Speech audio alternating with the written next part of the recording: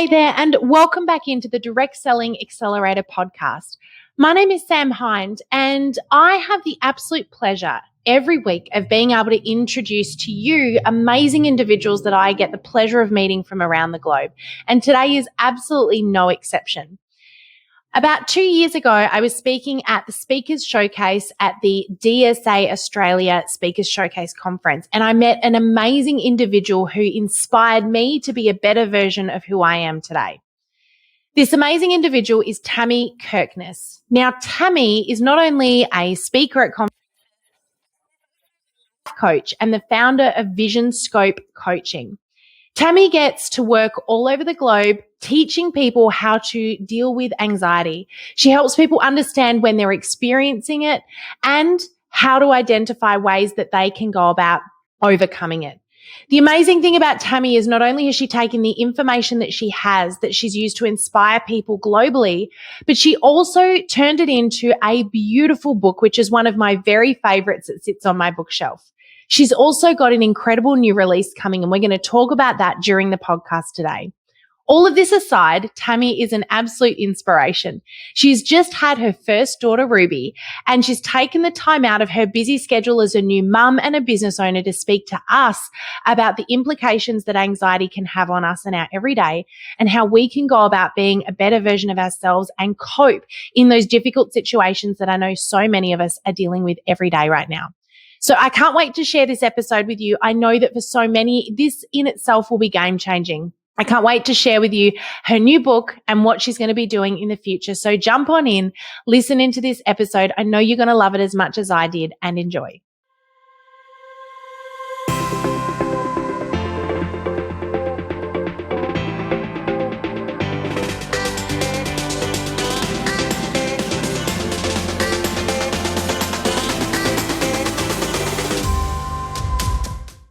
Hey, everybody, and welcome back into the Direct Selling Accelerator podcast. Today, I am very excited to introduce the beautiful, brand new yummy mummy, Tammi Kirkness. Welcome on in, Tammi.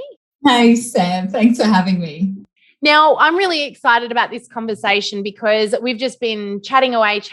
And one of the really awesome things is I've had the pleasure of getting to know you bit by bit, just in running into each other on the speaking circuit over the last few years. And I love hearing about your history and your journey. And Tammi, you're a life coach. You're also an author. Did I get it right that you are now a best-selling author?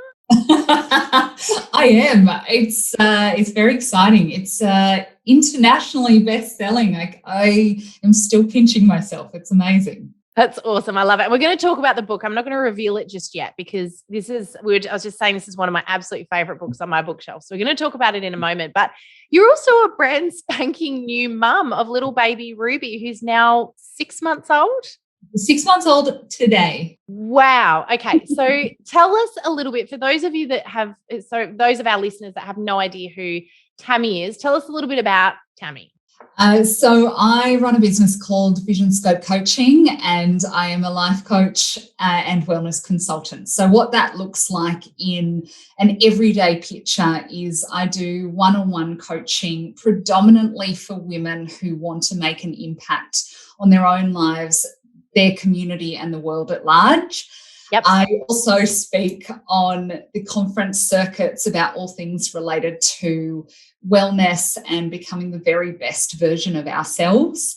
And as you just mentioned, I have a book out in the world of anxiety. So I speak quite frequently around the concepts of mental wellness and acknowledging our anxiety and being able to use it as a bit of a superpower.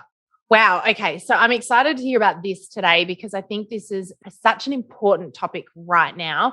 I think I'm going to learn a lot from this chat, but I just I've got so many questions. But tell me what led you, first of all, to life coaching and doing what you're doing. How did that all come about, and why are you sitting where you are today? Well, I always had a bit of an insatiable appetite for figuring out how to do things a little bit better, which is a double-edged sword for anybody who has anxiety understands. It can be an amazing tool in the toolkit to, excel at work and in life, but it can also lead us down a bit of a perfectionistic path. But it led me to study psychology and business, and I used that interesting combination to move into the corporate sector. So I did everything in the human resources realm. I did training and development, executive coaching, recruitment, all of those things. And I was a bit of a corporate warrior, always had a suit on and high heels. It was kind of fun, I must say. And I loved it until I didn't. And I'm sorry, I just saw right outside, I've got a delivery coming in. I'm going to ignore that. So I worked in the corporate world, and then I used that as a platform to figure out how to best help people. And I studied over in the south of India and under a whole bunch of monks to become a yoga teacher. And I'm a meditation teacher through that as well. And my goodness. Eventually I combined all of these rather disparate bits and pieces together to be able to help people become the very best version of themselves. And along the way, I did all of those, unfortunately, very traditional things that you see in corporate, of burning out, of, being the last person there in the office, of always saying yes to all of the projects and then not having enough time to rest and rejuvenate. And I want to see other people continue to do that and go down the spiral that I went down, which led me to feeling very fatigued, very anxious, very overwhelmed, and was no longer something that helped me, and it didn't feel good anymore. So when I did a bunch of things to help me heal and to learn to thrive, I wanted to help other people avoid all of the ick in the middle that I went through. Yep. Wow. Okay. So we're opening a massive can of worms here, because I'm like, right, I've got all these questions for you about this. I totally recognize that, and I think a lot of our listeners will too, that feeling of saying yes all the time and overloading the plate and not taking the time to rejuvenate, and then not realizing how bad it's got until you're right in the thick of it and you actually have to deal with it. So I'd love to know a little bit about that. I want to hear about your book in a moment, but let's just sit there for a little sec. If someone right now is in that, if they're listening to this and they're going, oh, I totally get that. That's where I'm at. I'm feeling burnt out, exhausted. I know a lot of people are at the moment because of the world that we're currently in. People haven't been able to have that time to rest and revive in the way they might have previously been able to do. Number one, how would people recognize that they're either getting there or are there at a place that's not healthy? And number two, what's the piece of advice you would give to somebody that's in that stage and wants to know what's the first thing I can do to get myself out of it? I think it's worth saying that everybody gets stressed and anxious at different times, but it's when it tips over into the edge of, interfering with your day-to-day. And it's a big spectrum. On the lower end of the spectrum, it can look like being grumpier with whoever you live with. If you live with housemates or a partner or you've got kids, it's being grumpier with them. It's when you walk through a door frame, your hip accidentally grazes the side of the door frame because you've lost a little bit of balance. It's losing your train of thought when usually you wouldn't. It's feeling a little bit tense and tight in your tummy. Your shoulders are up around your ears. It's feeling a little bit out of sorts. And for most of us, we don't recognize it slowly coming in, which is a shame. And it's often when we've seen 3 or 4 or 5 of those indicators that we start to recognize that something's a little bit skewy.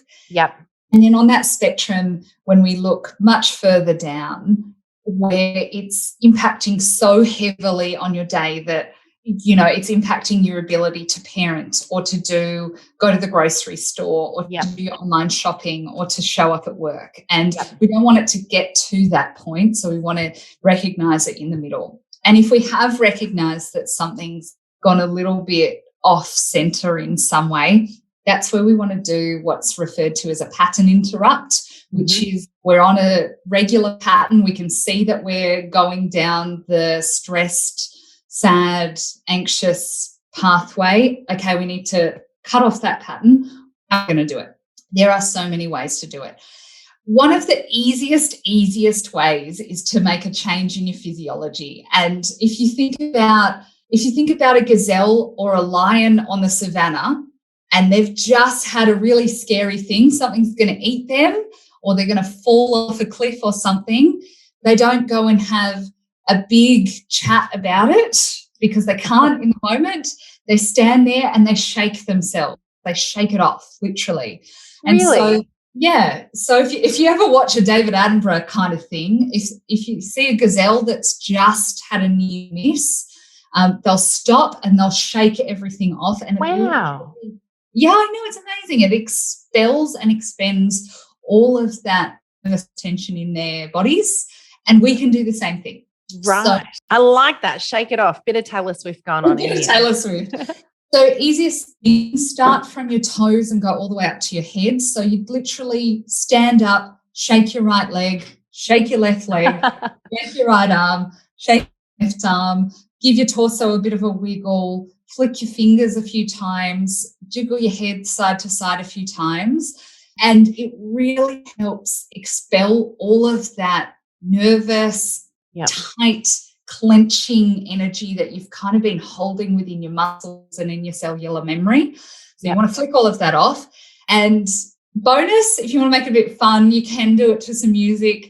And if you have kids, you can get them to do it too, and they find it a little bit fun too. I do feel like that is where Taylor Swift comes in, just saying.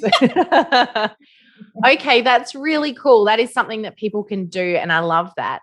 So let's you shake it off. You recognize, okay, I've bumped into 4 door frames this week, and I'm grumpy when I walk in the door, and my husband probably deserves it half the time, but the other half maybe not. And so you're thinking, right, I need to shake it off, get rid of some of that nervous energy. You do that. What from there? Because I know for a lot of people right now, it's a matter of and we've done a few episodes in this recently, actually, is that question of how do I take care of me?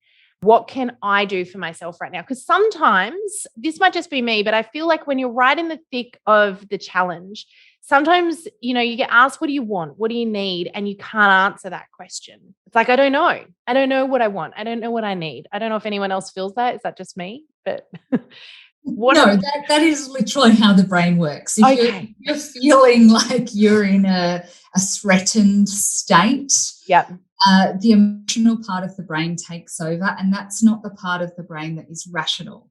So no, it's not. Very clever, together business owner that is Sam, she can say, when I'm stressed, it really helps me to do some yoga and drink a glass of water and look up at the sky. But if you're in the midst of that, you're not thinking those things. Speaking. No, it's actually really funny because you can get so much amazing advice from some incredible people, and you think to yourself, I'll never again wonder what to do when I'm in one of those situations. And when you get to those situations, you go, damn, I knew I got some great advice recently, and I cannot for the life of me remember what it was. I remember Greg said to me actually a couple of weeks ago, we had to cancel our family holiday. We were meant to go to the Gold Coast, and of course the whole country pretty much went into lockdown. And I just had my hopes were set on this trip with the kids, and I had to kind of be together for the kids. I didn't want them to see my disappointment because I knew that it would, they would feed off that. And I didn't want them to be any more disappointed than what they would already be as it was. But Greg just looked at me and he goes, okay, I know that, to be fair, I was supposed to run my first ever half marathon. So I'd been training for this for a year. And so he was anticipating a total meltdown at my end. And he looked at me and he just went, all right, I want you to stay calm. Here I am going, I'm calm. I'm okay. It's all right. He said, I want you to stay calm, but I need to know, what do you need right now? How do I make you feel better? What do you need? And to be honest, I couldn't have answered the question. I knew I probably needed something, but I didn't know what it was. And I felt like, the deer in headlights. I don't know what I need. And he said, you need to do something for you because I don't want you to feel the full disappointment of what, it's okay to feel disappointed and upset and stressed and anxious, but I want you to do something for you right now. What would you like to do for you? And I just couldn't think of anything I wanted to do. There was just Of like nothing. course. So I was like, I need some advice. At that point, it was like that Sam needed to know, what can Sam do right now? What's a step Sam can take to look after Sam in a very stressful time? So I'm sure you've got some techniques people can use in those moments, aside from your book, which we'll get to. I mean, I think everybody's experienced that. It's like if you're Yeah. starving and somebody says, "What do you want to get for dinner?" And you think, "Oh, I don't know." Food. I'd like some food. It's the same sort of thing, if you're feeling disappointed, unhappy, disheartened, upset in some way, you need something and you don't always know what you need. The easiest thing is always to return to the breath. And this is a very yoga teacher thing to say. And I know that sometimes you go, I know I've got to breathe. But if we actually start to oxygenate our bodies more and more, it kicks the brain out of the sympathetic nervous system and kicks it into the parasympathetic nervous system. And that allows us to actually come back into a state of calm and decision making. And then that allows us to be able to make a decision on what is next best for us. So if we can do some breathing, have you ever done box breathing? I was just about to say, we had actually Oscar Trimboli came in and did an episode with us a while ago, and he told us all about box breathing, the 4 in, hold for 4, 4 out, hold for 4, and repeat. Did I get that right? Yes. And would you believe that is what I've been trying to remind myself to do over the last few weeks? It's actually quite amazing the difference it makes just in, you're right, in your physiology, in the way that you show up when you stop and breathe. Oh, it's amazing. So let's keep box breathing to the side. That can be Oscar's thing for now. Another thing that you can do is go out and get grounded with nature. So take your shoes off. Yeah. Go outside, walk on some grass. Yeah. And if you happen to live in a densely populated area, if you can find some raw concrete, that'll do the trick as well. Really? Because it still connects with that beautiful earth energy that's beneath our feet. So it's fine. I am very lucky to live near a beach. Yeah. So if I can get my feet on some sand, great. Any kind of bit of nature that you can get around, go pop your shoes off, get grounded. It makes a massive, massive difference. And another visualization that I often tend to add to that as well is to close my eyes and then visualize the base of my spine, and that there is a great big tree root going all the way down from the base of my spine down into the earth, and then breathing that energy up and down. And it has this beautiful calmative effect of the world is bigger than just me. It's okay. I can breathe. And now I can take another step forward to make a better decision than I would have about 30 seconds ago. Yeah, I love that. That's great. And there is something really beautiful about taking your shoes off and being able to get into nature. And I know it can be hard. I mean, let's face it, I live in Tasmania, so it's freezing cold right now. And it doesn't seem appealing to go and take your shoes off and go for a walk. But we actually, have you ever been floundering, Tammi? No. Okay, me either. But we went camping a few weeks ago and someone said, Sam, would you like to come floundering? And this is where you go late at night. Oh, well, after it's dark. So, it feels late at night. You go with a torch into the ocean. You walk into the water at the beach and you shine this torch, and you've got a spear, and you can see the flounder because it's under the sand, and you can see it with this special torch, and you spear it and you put it into your bucket. It's got to be done at night. And so we went out, and I thought, this is nuts. Like, it was about 2 degrees. Like I said, Tasmania, it was about 2 degrees. And at first I thought, this is horrible because we're walking around with bare feet on, we're getting wet. But after about 2 minutes, I just had this overwhelming sense of peace and calm. And, your body gets used to it. It was just so nice to have feet on ground, and even better in the ocean, even though it was freezing cold.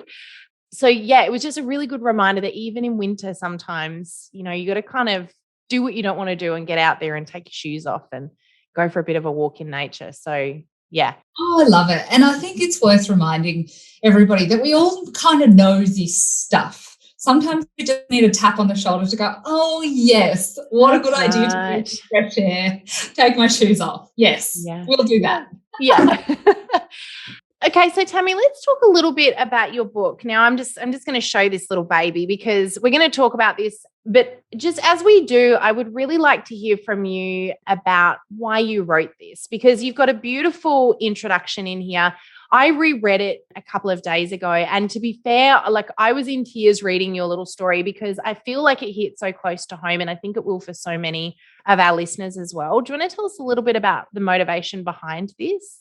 Yeah, so the book that Sam's referring to is called The Panic Button Book for anybody listening along. And as I alluded to before, I always had a bit of a high achieving, perfectionistic, win at all costs kind of personality.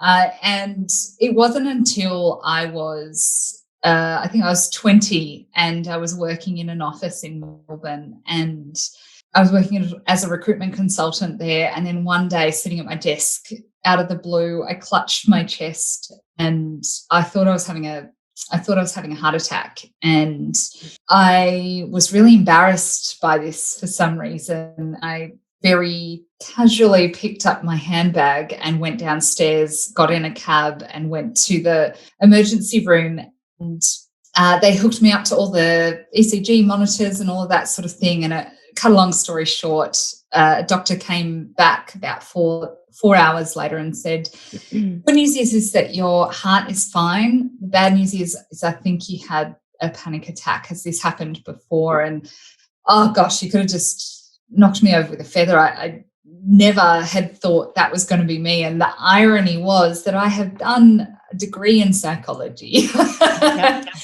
And so that was the sort of first moment of realizing that anxiety is a part of my life. And then it wasn't until around about 10 years later that I was living with my boyfriend at the time, now husband, and I started to feel that same sense of panic wash through me. And it was a really full-on panic attack. And no, not everybody has a panic attack when they have anxiety. But for those of you who have, oh my gosh, I get it. And we were in our lounge room and all of a sudden it just gradually started seeping over me. And I started getting tighter and tighter and my shoulders were stuck. I was stuck. I remember sitting on a bar stool at our kitchen bench and I just was so trapped in my own body. And my husband came up and said, "What's wrong? What's wrong?" And I was bawling my eyes out and just paralyzed. I was absolutely paralyzed. My hands were trapped. It was, from the outside, I looked a wreck. I was tears streaming down my face, snotty and just dripping. And he kept saying, "What can I do? What's going on? Are you okay? What's happening?" And it was awful because he was so worried. And for people who have had a panic attack, everybody experiences them slightly differently. But for me, once I realized I was having a panic attack, there's a weird degree of calm that can wash through you of, oh, this is what's happening. I can't move. If somebody asked me to stand up, I couldn't. And it's a bit of an out-of-body experience as well. And I just wished in that moment that another version of me, the really capable, confident wellness specialist, was standing next to me to go, Tammi, no big deal. I know what's going on. You got that anxiety thing happening again. And let's run through what actually sparked this off. Were you comparing yourself to someone again? Did you give yourself really high expectations and you didn't quite meet them? Did somebody disappoint you because they didn't reach your high expectations? Have you not had enough water? and just really go through this whole list until we got to the thing. And then I could go, oh, yeah, that's it. And help me breathe my way through it, Yeah. put a heavy blanket on me.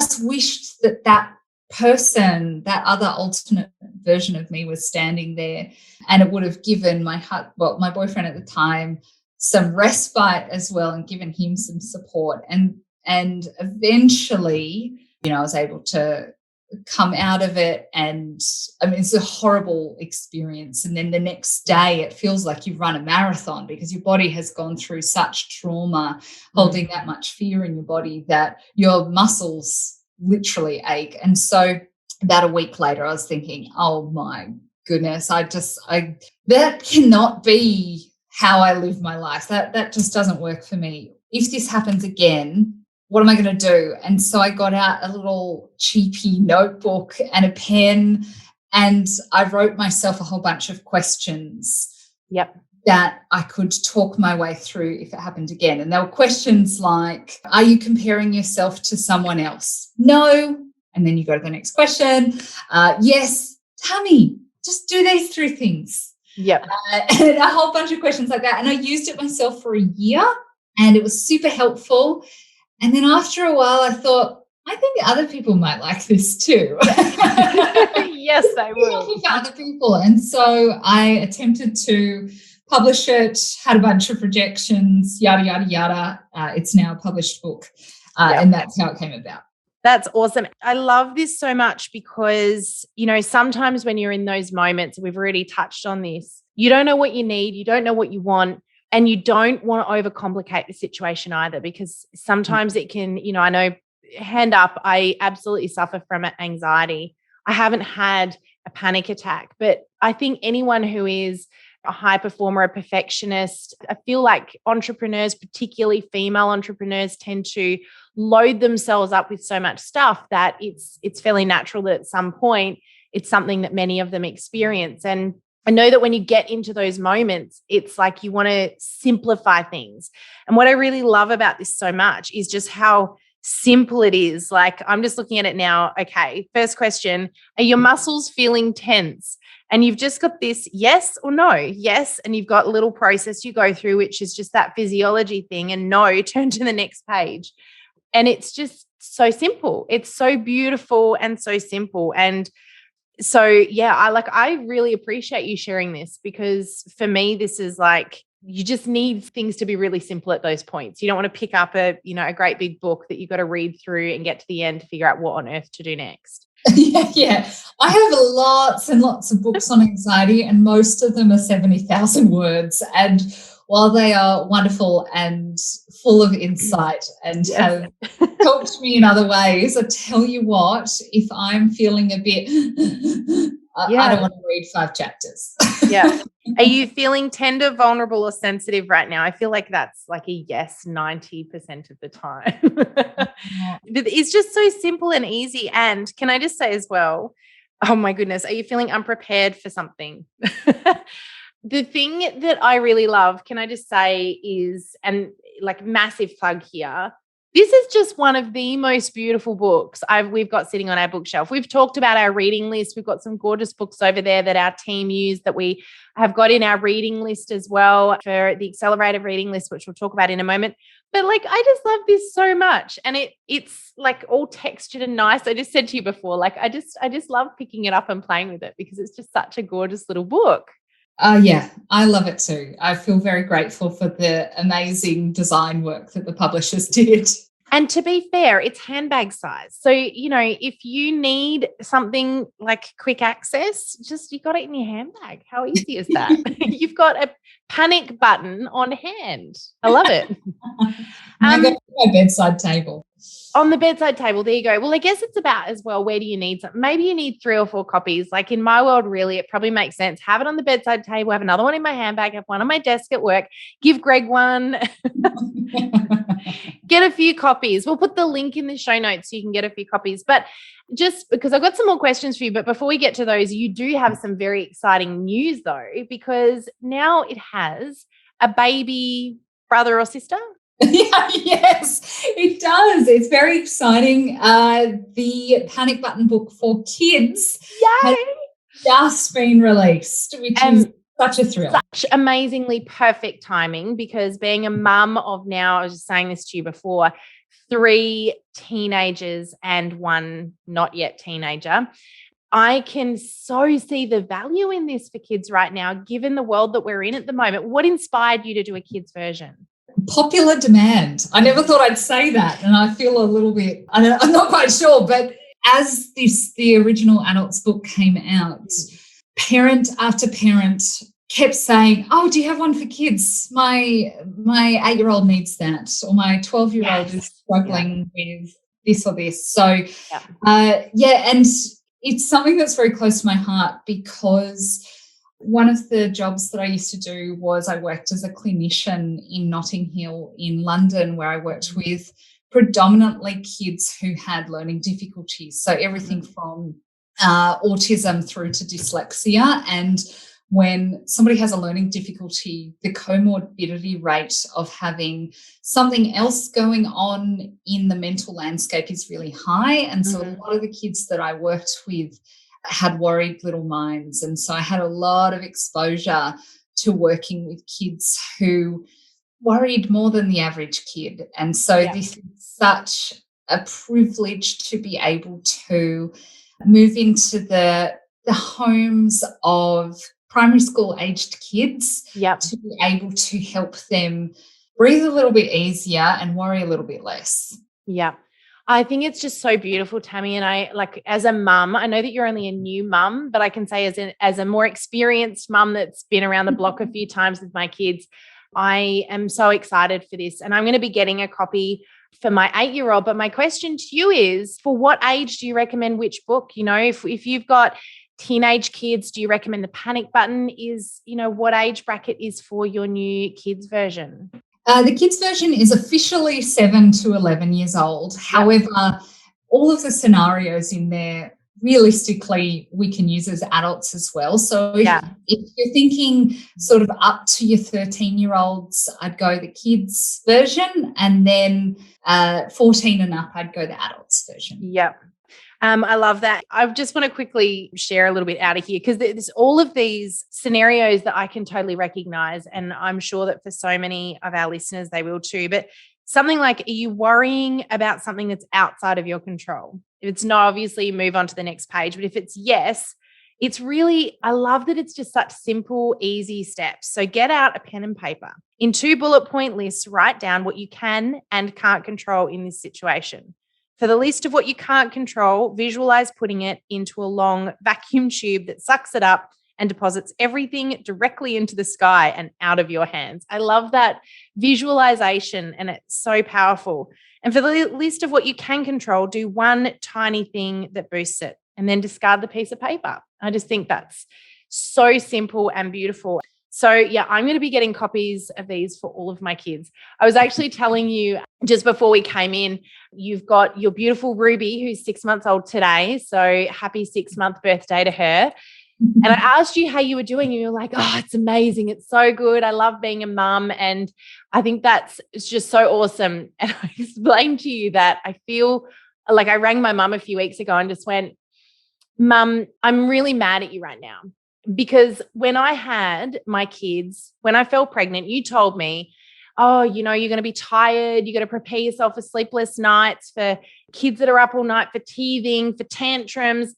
I said, you never at any point ever told me that I had to prepare for the fact that one day they will become teenagers. And the thing that you don't anticipate with children is that one day they're going to experience all of the challenges of life that you yourself have not yet figured out how to handle. And you've got to guide them through that. And that in itself is quite a stressful situation to be in, because you want them to do better than what you've done. And you don't want them to make the same mistakes or have the same emotions. And yet you haven't figured it out. So I kind of love that there's like a little instruction book right here in my hand now. Have this, children.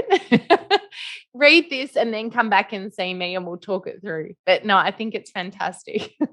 It's a very big privilege to be able to come into the stickier parts of people's lives. And little kids, they get worried about their math homework, or teenagers are worried about how their friends perceive them. And then as adults, we're worried about, am I running this business right? Have I done everything that I meant to have done? What will... Something I've forgotten that I can't remember. Yeah, exactly. So it's a lifelong journey as far as managing our own mental landscape and doing our best to be authentic as far as how we're currently feeling and how we can utilize that to become a better version of ourselves. Yep. I love that. Now, I want to just quickly, I've got some fun questions for you in a moment, but just before we get to those, I met you at the Speakers Showcase for the DSA maybe 2 years ago now, and we were both about to present on stage. Now, one thing that, I've been really open and honest about with our listeners is, although presenting and keynote speaking is something that I do, as it's what I do for a living now, it's not that I don't get nervous and anxious and stressed in the lead up to those things. And the reason I bring this up is because one of the things that we really encourage people to do is to show up on camera, do Facebook Lives, do videos, connect with your audience. And that can bring on in itself a lot of anxiety, nervousness, stress. Now, you obviously have come, you're somebody who's suffered from anxiety and panic attacks, and you're still able to get up and present. And I'm going to hazard a guess here that doesn't come without its own little set of nerves and anxieties. So I'd love to hear, what are your coping strategies if it were to jump in front of a camera like one of our listeners and do a little Facebook Live, or if they did have to present on a stage, or even doing an in-home party or event and have to speak in front of 3 people. What advice can you give them? Yeah, I do a lot of speaking, and something that may be a bit of a curveball and what a lot of people don't necessarily guess is that speaking is my calm place. Right. So for the majority of people, doing public speaking, being in front of a camera is so anxiety inducing. And I'll go through some techniques for that in a moment. But I actually thought that maybe I was one of the fewer people that felt the world go quiet. Everything goes calm, and I can breathe when I'm doing this sort of stuff. Yeah. And I recently heard Osher Günsberg speaking, and he is exactly the same. He has clinical anxiety and OCD. And amazing story too, if you ever get a chance to listen amazing to him. story. Very good book as well. He talks about when the red light goes on the camera and he goes live, that's where he can finally breathe again. And I really identify with that. However, so when I'm doing the thing, I'm feeling great. I'm feeling in flow. Everything makes sense. The universe is flowing through me. Everything's just working. But beforehand, it's not always the case. And I can get quite worked up and nervous beforehand. And what do I do with that? I do heaps of prep. So, it's very practical. I do lots of preparation for whatever it is that I'm about to do. I've done lots of workshops which very closely mimic the home party scenario. I do heaps of prep. I know who's going to be in that room. I know what they care about. I know what their pain points are. I understand the area. Getting to know, really get to know them so I can actually help them out. If I can't help them out, what's the point of even showing up? So I do heaps of prep when it comes to that.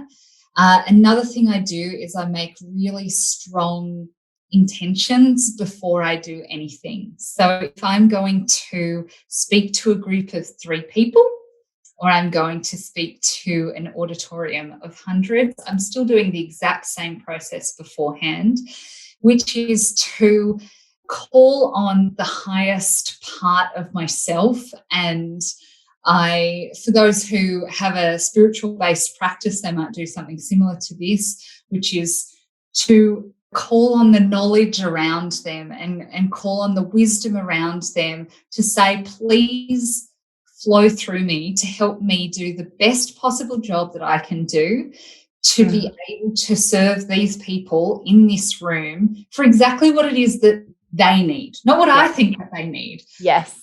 Whatever it is that they actually need, please let me be the conduit for that to flow through me and flow out to them.